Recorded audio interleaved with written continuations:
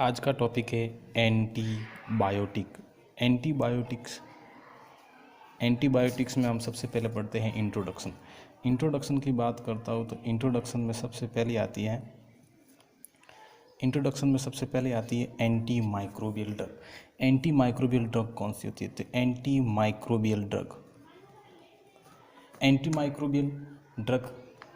Anti microbial वे agent होते हैं जो किसी माइक्रो ऑर्गेनिज्म को किल करे या उसकी ग्रोथ को क्या करे, स्टॉप करे। जो किसी माइक्रो ऑर्गेनिज्म को किल करे या उसकी ग्रोथ को स्टॉप करे उसे हम कहते हैं anti microbial drug. Anti microbial drug एक ग्रुप ऑफ द ड्रग होती है, एक ग्रुप ऑफ ड्रग है like against work of the bacteria,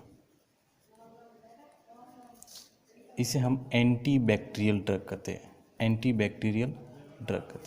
या एंटीबायोटिक कहते हैं, या फिर क्या कहते हैं, एंटीबायोटिक।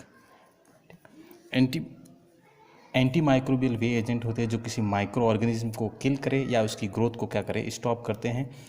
एंटी माइक्रोबियल ड्रग एक ग्रुप ऑफ द ड्रग होते हैं जो क्या करते हैं, अगेंस्ट वर्क, जैसे कि अगेंस्ट वर्क करे, जो बैक्टीरिया के अगेंस्ट काम करे उसे हम क्या कहते हैं, एंटीबायोटिक। वे एजेंट जो अगेंस्ट वर्क करे वायरस के, उसे हम कहते हैं एंटीवायरल। ठीक है। वे एजेंट जो अगेंस्ट वर्क करे फंगस के, उसे हम कहते हैं एंटीफंगल एजेंट। ठीक। अब एंटी माइक्रोबियल एक एक कैटेगरी है, एंटीबायोटिक कैटेगरी है जिसमें एंटीबायोटिक, एंटीवायरल, एंटीफंगल एजेंट आते हैं। अब आते हैं एंटीबायोटिक। सेकंड नंबर जो ड्रग आती है वो कौन सी होती है, एंटीबायोटिक की बात करता हूँ तो एंटीबायोटिक एक टाइप की क्या है, एंटी माइक्रोबियल सब्सटेंस है। ये एक एंटी माइक्रोबियल सब्सटेंस है। ये एक्टिव अगेंस्ट बैक्टीरिया, ये बैक्टीरिया के अगेंस्ट वर्क करते हैं। अगर इसकी बात करता हूँ कि ये कहाँ से मिलती है, तो इसकी ओरिजिन की बात करता हूँ, ये कहाँ से मिलती है, तो हमें एक माइक्रो ऑर्गेनिज्म से मिलती है। जैसे माइक्रो ऑर्गेनिज्म और सेलेक्टिवली वर्क करती है अनुदर किसी माइक्रो ऑर्गेनिज्म के खिलाफ क्या करती है, वर्क करती है। एंटीबायोटिक जो होती है वो किसी माइक्रो ऑर्गेनिज्म से मिलती है और बैक्टीरिया के खिलाफ वर्क करती है, उसे हम क्या करते हैं, एंटीबायोटिक कहते हैं। लाइक पेनिसिलिन जो होती है वो फंगस से मिलती है, पेनिसिलियम नोटेटम से मिलती है और इनहिबिट करती है बैक्टीरिया की, किल करती है बैक्टीरिया को। ठीक है। अब मैं बात करता हूँ कि एंटीबायोटिक में सबसे पहली एंटीबायोटिक आती है हमारे पास बीटा लैक्टम एंटीबायोटिक की बात करता हूँ तो बीटा लैक्टम एंटीबायोटिक जो होती है उसमें प्रेजेंट होती है एक बीटा लैक्टम रिंग प्रेजेंट होती है, उसमें एक बीटा लैक्टम रिंग प्रेजेंट होनी चाहिए। बीटा लैक्टम रिंग होती है और ये बीटा लैक्टम रिंग जो होती है वो बीटा लैक्टम एंटीबायोटिक में प्रेजेंट होती है। लाइक सबसे पहली जो एंटीबायोटिक आती है उसमें कौन सी आती है, पेनिसिलिन एंटीबायोटिक एक बीटा लैक्टम एंटीबायोटिक आती है। सेकंड नंबर जो आती है वो कौन सी आती है, सेफालोस्पोरिन एक एंटीबायोटिक होती है। थर्ड नंबर की बात करता हूँ तो थर्ड नंबर में जो आती है वो कौन सी आती है, मोनोबैक्टम आती है। और डी नंबर जो आती है वो कौन सी है, कार्बोपेनम आती है। ठीक। अब सबसे पहले हम बात करते हैं पेनिसिलिन की बात करता हूँ तो सबसे पहले पेनिसिलिन जो एंटीबायोटिक है एक बीटा लैक्टम एंटीबायोटिक है और ये साइडल एक्शन प्रोड्यूस करती है। एक एक्शन होता है स्टैटिक्स और दूसरा नंबर होता है साइडल का मतलब होता है किल करता है बैक्टीरिया को ये किल करेगी। ठीक है। इसकी मैकेनिक एक्शन की बात करता हूँ तो सबसे पहले हम मैकेनिक एक्शन की बात करते हैं। मैकेनिक एक्शन में क्या होता है कि बीटा लैक्टम एंटीबायोटिक जो होती है वो इनहिबिट करती है बैक्टीरिया की सेल वॉल सिंथेसिस जो होती है, बैक्टीरिया की सेल वॉल सिंथेसिस जो होती है उसको क्या करती है, इनहिबिट करती है। किस तरह से इनहिबिट करती है, ये सबसे पहले इनहिबिट करती है ट्रांसपेप्टिडेज एंजाइम जो होता है ये ट्रांसपेप्टिडेज एंजाइम को इनहिबिट करती है। जो रिस्पॉन्सिबल होता है ट्रांसपेप्टिडेज एंजाइम जो होती है वो रिस्पॉन्सिबल होता है क्रॉस लिंकिंग। ट्रांसपेप्टिडेज एंजाइम जो होती है वो रिस्पॉन्सिबल होता है cross linking of the long peptidoglycan chain के लिए क्या होती है, रिस्पॉन्सिबल है। यानी कि बैक्टीरिया की सेल वॉल जो होती है, ये मान लो बैक्टीरिया है और इस बैक्टीरिया की सेल वॉल जो होती है वो किसकी बनी होती है, पेप्टिडोग्लाइकन की बनी होती है। पेप्टिडोग्लाइकन की सेल वॉल बनी होती है। और ये पेप्टिडोग्लाइकन जो क्रॉस लिंकिंग होती है, इस पेप्टिडोग्लाइकन में क्रॉस लिंकिंग जो होती है वो ट्रांसपेप्टिडेज एंजाइम के कैटालाइज के द्वारा ट्रांसपेप्टिडेज एंजाइम के उपस्थिति में होती है। तो इस ट्रांसपेप्टिडेज एंजाइम को क्या करती है, इनहिबिट करती है पेनिसिलिन या बीटा लैक्टम एंटीबायोटिक, जिसके कारण उसकी बैक्टीरियल की सेल वॉल जो होती है उसकी सिंथेसिस नहीं होती है और इस तरह से बैक्टीरिया जो होता है वो क्या होता है, मर जाता है या किल हो जाता है। इसे हम साइडल एक्शन कहते हैं। अब सबसे पहले जो एंटीबायोटिक आती है वो कौन सी आती है, नेचुरल पेनिसिलिन जो होती है वो किससे मिलती है। नेचुरल पेनिसिलिन जो होती है वो दो तरह की फंगस से मिलती है। एक तो पेनिसिलिन नोटेटम और एक पेनिसिलिन क्रिस्योजेनम। पेनिसिलिन क्रिस्योजेनम और पेनिसिलिन नोटेटम दो तरह की फंगस से मिलती है और इससे मिलने वाली एंटीबायोटिक जो पेनिसिलिन होती है वो कौन सी होती है, पेनिसिलिन जी जो होती है वो कौन सी होती है, बेंजाइल पेनिसिलिन होती है। इसमें केमिस्ट्री की बात है, केमिस्ट्री से हम अलग से टॉपिक पढ़ेंगे, उसमें हम बताएंगे। अब नेचुरल पेनिसिलिन की बात करता हूँ तो इसकी प्रॉपर्टी की बात करता हूँ तो ये 6 अमीनो पेनिसिलिनिक एसिड डेरिवेटिव होती है। 6 अमीनो पेनिसिलिनोइक एसिड डेरिवेटिव होती हैं और ये जो होते हैं वो not administrate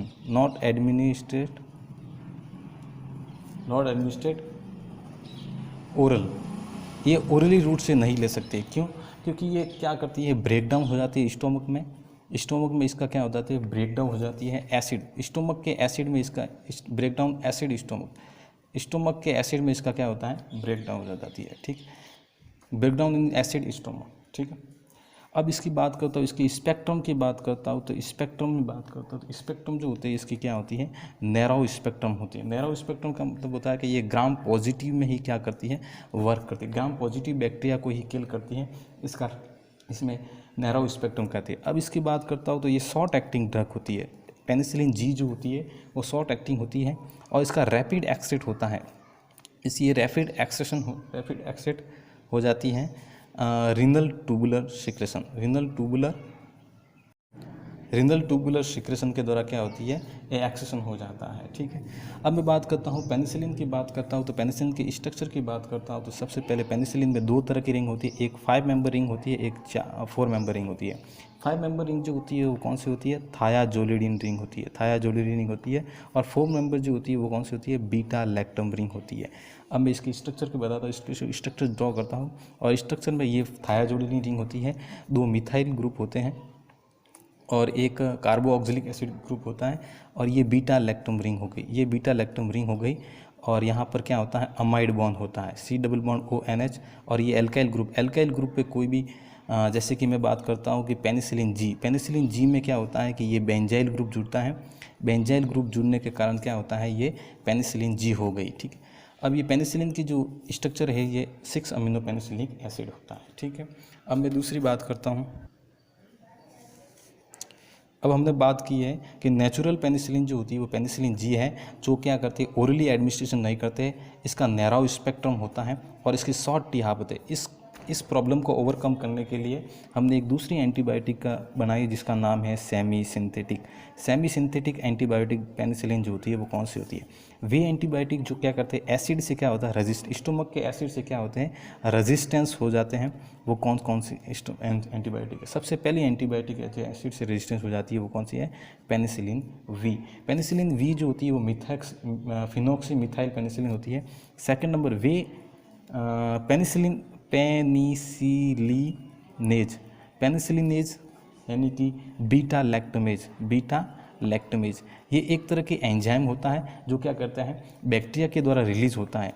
way bacteria release करते हैं जो क्या करते हैं, पेनिसिलिन से क्या होता है, रेजिस्टेंस हो जाते हैं। तो पेनिसिलिनेज एक एंजाइम होता है जो बैक्टीरिया के द्वारा रिलीज होता है और पेनिसिलिन क्या होता है, बीटा लैक्टम रिंग को तोड़ देता है इस कारण वो क्या करती है,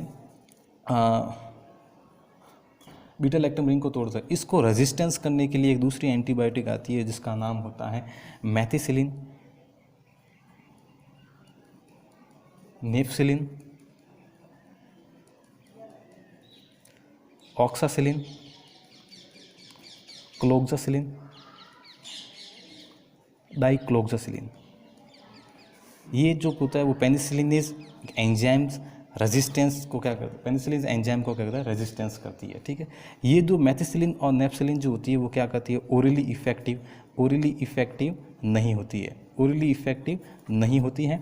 और ये तीन ड्रग जो होती है वो क्या करती है, एसिड से रेजिस्टेंस होती है। ये जो होती है वो कौन सी होती है, एसिड से रेजिस्टेंस होती है। इससे हम ओरली क्या करते हैं, ओरली गिवन, ये ओरली ले सकते हैं। ठीक, अब मैं बात करता हूँ कि नैरो स्पेक्ट्रम को प्रॉब्लम को ओवरकम करने के लिए एक्सटेंडेड स्पेक्ट्रम अपन ले लेते हैं। सबसे पहला आता है ब्रॉड स्पेक्ट्रम। ब्रॉड स्पेक्ट्रम का मतलब होता है कि ये all type of micro organism काम आती है, जैक like bacteria, rickettsia, fungus, etc वगैरह। जो बैक्टीरिया, फंगस, प्रोटोजोअल, उसमें सभी में काम आती है। वो कौन सी होती है, एक्सटेंडेड ब्रॉड स्पेक्ट्रम की बात करता हूँ तो ब्रॉड स्पेक्ट्रम एंटीबायोटिक में सबसे अच्छी एंटीबायोटिक आती है एमिनोपेनिसिलिन। एमिनोपेनिसिलिन में आती है एमॉक्सिसिलिन और एम्पिसिलिन आती है। ठीक है, एमॉक्सिसिलिन और एम्पिसिलिन ये दो तरह की एंटीबायोटिक होती है जो इम्पोर्टेंट है ब्रॉड स्पेक्ट्रम के लिए। ठीक है, 4 नंबर की बात करता हूँ तो एक्सटेंडेड स्पेक्ट्रम। एक्सटेंडेड स्पेक्ट्रम का मतलब होता है एक्सटेंडेड स्पेक्ट्रम का मतलब होता है ग्राम पॉजिटिव और ग्राम नेगेटिव दोनों तरह के बैक्टीरिया को क्या करे, किल करे, उसे हम कहते हैं एक्सटेंडेड स्पेक्ट्रम कहते हैं। सबसे पहला आती है कार्बोऑक्सीपेनिसिलिन। कार्बोऑक्सीपेनिसिलिन में आती है कार्बिसिलिन और टिकारसिलिन। कौन सी आती है, कार्बिसिलिन और टिकारसिलिन आती है, कार्बिसिलिन और टिकारसिलिन आती है। सेकंड नंबर जो आती है वो यूरिडोपेनिसिलिन आती है। कौन सी आती है, यूरिडोपेनिसिलिन आती है, जिसमें आती है एजलोसिलिन, मेजलोसिलिन और पिपेरासिलिन आती है, पिपेरासिलिन आती है, एजलोसिलिन, मेजलोसिलिन और पिपेरासिलिन आती है। ठीक, अब मैं बात करता हूँ कि वे एजेंट जो क्या करते हैं, वे पेनिसिलिन जो ओरली इफेक्टिव होती है, वे एजेंट जो क्या करते हैं ओरली इफेक्टिव आती है, उसमें सबसे बढ़िया ड्रग आती है वो कौन सी आती है, पेनिसिलिन वी आती है। ठीक है, ऑक्सासिलिन आती है, क्लोक्सासिलिन आती है, डाइक्लोक्सासिलिन आती है, उसके साथ एमॉक्सिसिलिन आती है और एम्पिसिलिन भी आती है, एम्पिसिलिन भी आ सकती है। तो कौन सी ड्रग आती है जो ओरली इफेक्टिव है, पेनिसिलिन वी आती है, ऑक्सासिलिन आती है, क्लोक्सासिलिन आती है, डाइक्लोक्सासिलिन आती है, एमॉक्सिसिलिन आती है और एम्पिसिलिन आती है। ठीक है, वे एजेंट जो क्या करती है, पेरेंटल जो यूज होती है, पेरेंटल में क्या आती है, इफेक्टिव आती है। तो कौन सी आती है, पेनिसिलिन जी आती है। ठीक है, मैथिसिलिन आती है, नेफसिलिन आती है, कार्बिनिसिलिन आती है, टिकारसिलिन आती है और पिपेरासिलिन भी आती है, पिपेरासिलिन भी आती है, जो क्या करती है ओरली इफेक्टिव नहीं होती है और पेरेंटली इफेक्टिव होती है। ठीक है, अब मैं बात करता हूँ दूसरे एजेंट की। अब मैं बात करता हूँ कि इसकी शॉर्ट टी हाफ जो पेनिसिलिन जी जो होती है वो क्या होती है, शॉर्ट टी हाफ होती है। अब मैं बात करता हूँ शॉर्ट टी हाफ की बात करता हूँ तो शॉर्ट टी हाफ किसकी होती है, पेनिसिलिन जी। नेचुरल पेनिसिलिन जो होती है वो शॉर्ट टी हाफ होती है और आईएम रूट से लेते हैं। ठीक है, अब इस प्रॉब्लम को ओवरकम करने के लिए एक लॉन्ग एक्टिंग ड्रग का निर्माण करता है, long acting procaine penicillin G लेते हैं। और सेकंड नंबर जो ड्रग होती है वो कौन सा आती है, बेंजाथिन पेनिसिलिन जी लेता हूँ। और ये प्रोकेन और बेंजाथिन एक तरह के साल्ट होते हैं जो ड्रग के एक्शन को लॉन्ग करते हैं। ठीक है, अब मैं बात करता हूँ वे पेनिसिलिन जो सीडोमोनास बैक्टीरिया के सीडोमोनास के अगेंस्ट वर्क करते हैं, वो कौन से होते हैं, सीडोमोनास एक तरह के बैक्टीरिया होता है उसके अगेंस्ट वर्क करता है। उसमें ड्रग आती है, सबसे पहला आती है कार्बोऑक्सीपेनिसिलिन। जितने भी कार्बोऑक्सीपेनिसिलिन में कार्बिसिलिन, टिकारसिलिन आती है।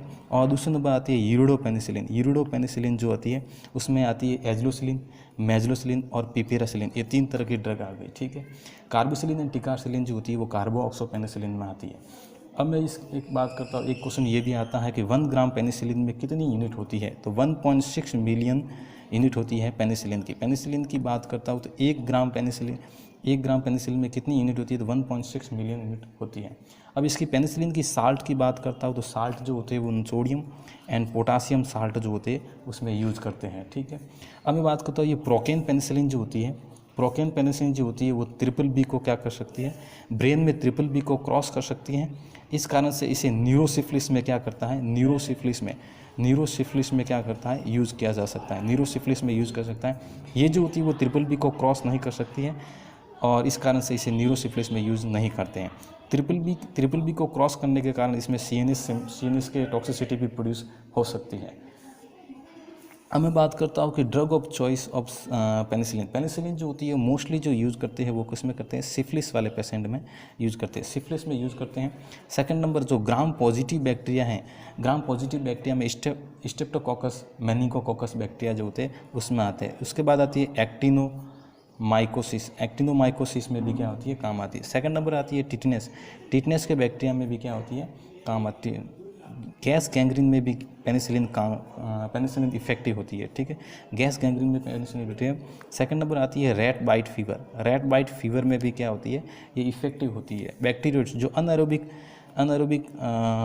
बैक्टीरिया होते हैं उसे हम क्या कहते हैं, बैक्टीरियोइड्स कहते हैं। तो इस बैक्टीरियोइड्स में भी क्या होती है, इफेक्टिव होती है। अब मैं एक इंपॉर्टेंट प्रॉब्लम करता हूँ, MRSA क्या होता है। MRSA का फुल फॉर्म होते हैं मैथिसिलिन रेजिस्टेंट स्टेफाइलोकोकस अरेसियस। एक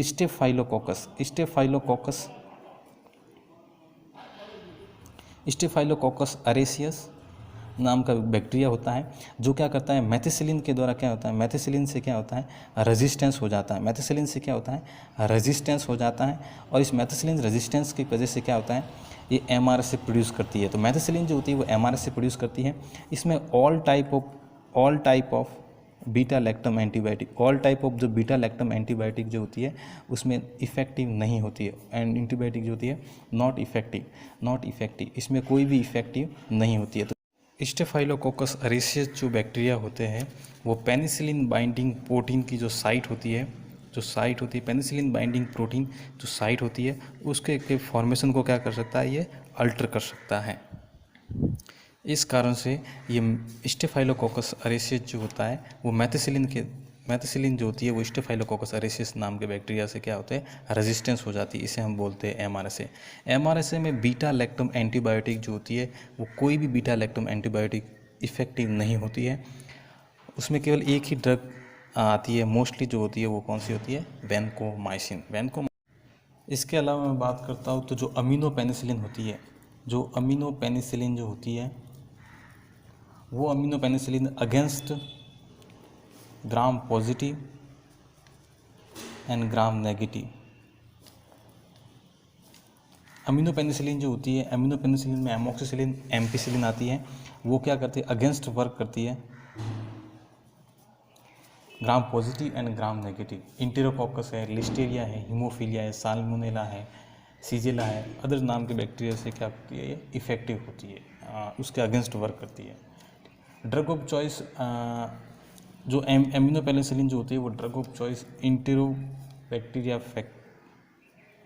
फैकेलिस नाम के बैक्टीरिया में क्या आती है, इफेक्टिव होती है। सेकंड नंबर ये ड्रग जो होती है वो यूटीआई में, यूरिनरी इन्फेक्शन में, लोअर यूटीआई इन्फेक्शन में भी काम आती है और अपर यूटीआई इन्फेक्शन में भी क्या होती है, काम आती है, ठीक है। उसके अलावा मैं बोलता हूँ लिस्टेरिया में भी क्या होती है, ये ड्रग काम आ सकती है, ठीक है। सेकंड नंबर अगर मैं बात करता हूँ तो जो कार्बोऑक्सीपेनिसिलिन जो होती है वो क्या करती है, ग्राम नेगेटिव में ही क्या होती है, इफेक्टिव होती है, ग्राम नेगेटिव में इफेक्टिव होती है। जो स्यूडोमोनास बैक्टीरिया जो होते हैं, जो स्यूडोमोनास बैक्टीरिया में इफेक्टिव होती है। इसके अलावा मैं बात करता हूँ तो क्लेबेशिया जो बैक्टीरिया होते हैं, क्लेबेशिया जो स्पीसीज होती है उसमें भी क्या होती है, इफेक्टिव होती है। इसके अलावा मैं बात करता हूँ तो ये ग्राम पॉजिटिव में आती है, ग्राम नेगेटिव में भी इफेक्टिव आती है। जो एरोबिक बैक्टीरिया हैं, gram positive and gram negative जो एरोबिक बैक्टीरिया हैं उसमें केवल आती है। जो अनएरोबिक जो रॉड्स, अनएरोबिक बेसिलाई है, बेसिलाई का मतलब होता है जो रॉड टाइप के बैक्टीरिया होते हैं उसमें भी ये ड्रग काम आ सकती हैं। अब हम इसकी पढ़ते हैं कि पेनिसिलिन के द्वारा होने वाली टॉक्सिसिटी कौन सी है। तो पेनिसिलिन के द्वारा सबसे बड़ी टॉक्सिसिटी जो होती है वो कौन सी होती है, hyper sensitivity reaction. Hyper sensitivity की बात करता हूँ तो इसमें हाइपर सेंसिटिविटी में मोस्ट कॉमन प्रॉब्लम होती है। पेनिसिलिन के द्वारा मोस्ट कॉमन प्रॉब्लम जो होती है वो कौन सी होती है, हाइपर सेंसिटिविटी रिएक्शन होती है। हाइपर सेंसिटिव रिएक्शन क्यों होती है, इसकी हम बात करते हैं। जो पेनिसिलिन में उपस्थित बीटा लैक्टम जो रिंग होती है, बीटा लैक्टम जो रिंग है, वो beta lactam ring GIT acid के द्वारा या कोई बैक्टीरिया जो होता है वो बीटा लैक्टमेज एंजाइम प्रोड्यूस करता है। बीटा लैक्टमेज एंजाइम जो होता है वो क्या होता है, बीटा लैक्टम को रिंग को तोड़ सकता है और जीआईटी एसिड जो होती है वो बीटा लैक्टम रिंग को तोड़ती है। इस कारण से इसमें जो हमें मिलता है वो कौन सा होता है, पेनिसिलोइक एसिड। पेनिसिलोइक एसिड जो मिलता है वो बीटा लैक्टम रिंग टूटने के बाद मिलता है। इस पेनिसिलोइक एसिड के डी कार्बो ऑक्सीलेशन के द्वारा क्या मिलता है, पेनिलोइक एसिड मिलता है। ठीक है, पेनिलोइक एसिड बनता है और पेनिलोइक एसिड जो होती है वो क्या होती है, होस्ट प्रोटीन जो होता है उसके साथ कंबाइन हो जाती है और एंटीजन एंटीबॉडी रिएक्शन प्रोड्यूस करते हैं। इस कारण से इसमें क्या होती है, हाइपर सेंसिटिविटी रिएक्शन प्रोड्यूस होती है। ठीक है, जो एम्पीसिलिन के, इसके अलावा मैं बात करता हूँ कि जो एम्पीसिलिन होती है, एम्पीसिलिन जो है और नेफसिलिन जो होती है, एम्पीसिलिन एंड नेफसिलिन जो होती है वो क्या होती है, बाइल से क्या होती है, एक्सेट होती है, बाइल से एक्सेट। बाकी सब जो होती है वो रिनल ट्यूबुलर के द्वारा क्या होती है, एक्सेट होती है। और पेनिसिलिन और एम्पीसिलिन और नेफसिलिन जो होती है वो क्या होती है। सेकंड नंबर अगर टॉक्सिसिटी की बात करता हूँ तो सेकंड नंबर टॉक्सिसिटी जो होती है वो कौन सी होती है, जीरीस हेक्सामेर रिएक्शन। जीरीस हेक्सामेर रिएक्शन होती है। ये भी एक तरह की हाइपर सेंसिटिव रिएक्शन होती है जो सिफिलिस वाले पेशेंट में देखने को मिलती है। ठीक, सेकंड नंबर आती है नेफ्रेटाइटिस। नेफ्रेटाइटिस जो होती है वो मोस्टली किसके द्वारा होती है, मैथिसिलिन के द्वारा मोस्टली नेफ्रेटाइटिस होती है। ठीक है, नोजिया और वॉमिटिंग की प्रॉब्लम जो होती है, नोजिया एंड वॉमिटिंग की प्रॉब्लम जो होती है वो एम्पीसिलिन यानी कि एम्पीसिलिन और एमोक्सिसिलिन के साथ ज़्यादा देखने को मिलती है। ठीक है, अगर हम 5 नंबर की बात करता हूँ तो हेपेटाइटिस यानी कि जो लीवर की जो प्रॉब्लम होती है वो किस में देखने को मिलती है, ऑक्सासिलिन के साथ देखने को मिलती है। ऑक्सासिलिन के साथ मोस्टली लीवर की प्रॉब्लम देखने को मिलती है। ठीक है, उसके बाद मैं बात करता हूँ कि न्यूट्रोपेनिया की बात करता हूँ। न्यूट्रोपेनिया का मतलब होता है जो WBC में न्यूट्रोफिल जो होती है, उस न्यूट्रोफिल की कमी जो होती है उसका किस कारण से होती है, नेफसिलिन के कारण होती है।